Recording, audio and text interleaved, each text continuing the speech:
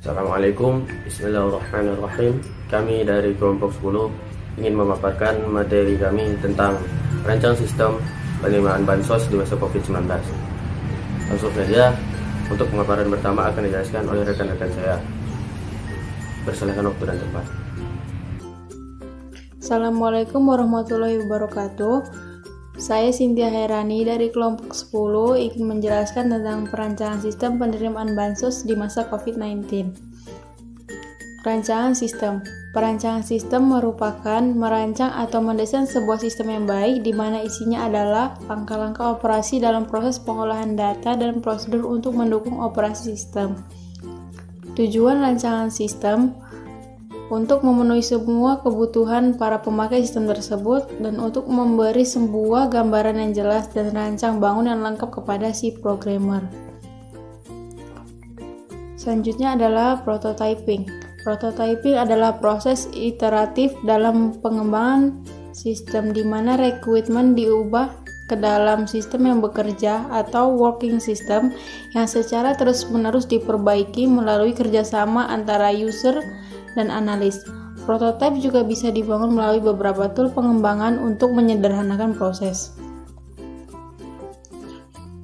Tahap-tahap metode prototipe. 1. Pengumpulan kebutuhan. Klien dan pengembang bersama-sama mendefinisikan format software, mengidentifikasikan kebutuhan dan sistem yang dibuat. Yang kedua, membangun prototipe atau prototyping. Membangun prototipe dengan membuat perancangan sementara yang fokus penyajian kepada pelanggan. Contoh membuat input dan format output. Yang ketiga, evaluasi prototyping. Tahap ini dilakukan oleh klien. Apakah prototyping yang dibangun sudah sesuai dengan keinginan dan kebutuhan pelanggan atau belum? Jika tidak sesuai, prototyping akan direvisi dengan mengulangi langkah-langkah sebelumnya. Tapi jika sudah selesai, maka langkah selanjutnya akan dilaksanakan. Yang keempat, mengkodekan sistem. Di tahap ini, prototyping yang sudah disepakati diterjemahkan ke dalam bahasa pemrograman yang sesuai. Yang kelima, menguji sistem. Setelah sistem sudah menjadi software yang siap pakai, maka software harus dites dahulu sebelum digunakan. Hal ini bertujuan untuk meminimalisirkan kesalahan software tersebut. Pengujian dilakukan dengan black box, white box, pengujian arsitektur, basis, path, dan lain-lain. Yang keenam, evaluasi sistem. Di tahap ini, klien mengevaluasi sistem yang sudah dibuat sudah sesuai yang diinginkan. Jika tidak, maka pengembang akan mengulangi langkah keempat dan 5. Tapi jika iya, maka langkah ketujuh akan dilakukan. Yang ketujuh, menggunakan sistem. Software yang telah diuji dan diterima klien siap digunakan. Kelebihan dan kekurangan metode prototype. Kelebihan metode prototype yaitu menghemat waktu dalam pengembangan sistem, penentuan kebutuhan lebih mudah diwujudkan, klien berpartisipasi aktif dalam pengembangan sistem, sehingga hasil perangkat lunak mudah disesuaikan dengan kebutuhan dan keinginan pelanggan. Selanjutnya, komunikasi yang baik antara pelanggan dan pengembang. Pengembang dapat lebih mudah dalam menentukan kebutuhan pelanggan. Selanjutnya, kekurangan metode prototype. Kekurangannya adalah 1. Proses perencanaan dan analisis terlalu singkat. Biasanya kurang fleksibel dalam menghadapi perubahan. Selanjutnya, pengembangan kadang-kadang membuat kompromi implementasi dengan menggunakan sistem operasi yang tidak relevan dan algoritma yang tidak efisien. Terima kasih. Bismillahirrahmanirrahim. Assalamualaikum warahmatullahi wabarakatuh.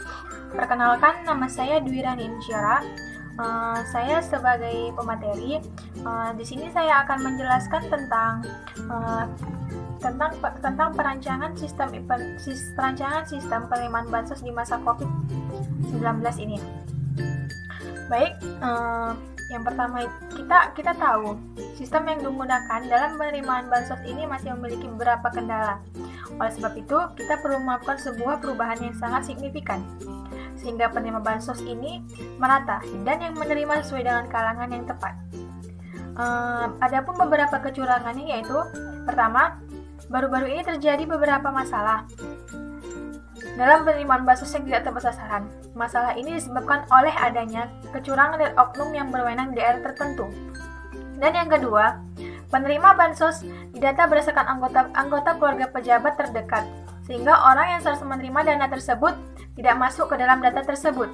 Yang ketiga itu, data yang diberikan tidak akurat, sehingga tidak diketahui latar belakang pekerjaan yang menerima bansos tersebut. Contohnya itu TNI, Polri, pegawai negeri sipil, pegawai BUMN, dan lain-lain. Yang keempat, kecurangan data yang diberikan mengakibatkan bantuan tidak tetap tepat sasaran. Misalnya contohnya tadi seperti itu tadi. Saya sudahi. Assalamualaikum warahmatullahi wabarakatuh, dan saya kembalikan kepada moderator. Kemudian adalah kerangka pengembangan sistem menggunakan prototipe. Yang pertama ada komunikasi, yaitu kita melakukan komunikasi tentang prototipe yang akan dibuat. Kemudian konstruksi prototipe, ya kita merancang konstruksi tentang prototipe yang akan kita buat setelah kita mendapatkan komunikasi apa yang ingin kita buat. Kemudian ada customer evaluation, yaitu evaluasi terhadap apa yang diinginkan oleh customer atau target dari sistem yang akan kita buat. Kemudian dilakukan pengecekan, dan jika ada dibutuhkan modifikasi dilakukan iterate prototype, yaitu perulangan prototype.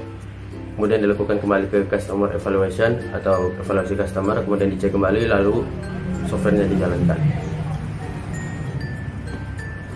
Kemudian terdapat beberapa langkah-langkah yang perlu dilakukan dalam desain atau prototype, yaitu deskripsi desain memiliki beberapa tahapan. Yaitu pertama deskripsi desain, yang mana deskripsi desain memiliki beberapa tahapan, yaitu buatlah desain dengan cepat, kemudian sediakan banyak fleksibilitas untuk perbedaan desain-desain, kemudian buat desain yang murah, kembangkan respon atau feedback yang baik.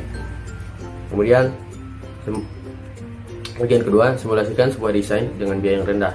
Pun seperti poin-poinnya adalah dalam pembuatan prototipe terdapat masalah pengguna tidak dapat mengevaluasi sebuah desain. Tetapi sesudah pembuatan aplikasi program, perubahan terhadap sebuah desain merupakan hal yang sulit. Karena itu solusinya ialah permasalahan tersebut mensimulasikan sebuah desain tetapi dengan biaya yang terjangkau.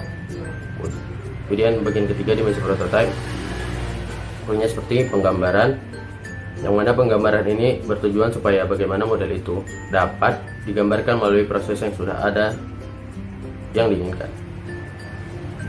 Terakhir, ruang lingkup. Ruang lingkup ini menjelaskan apakah masih berhubungan dengan saat ini atau tidak.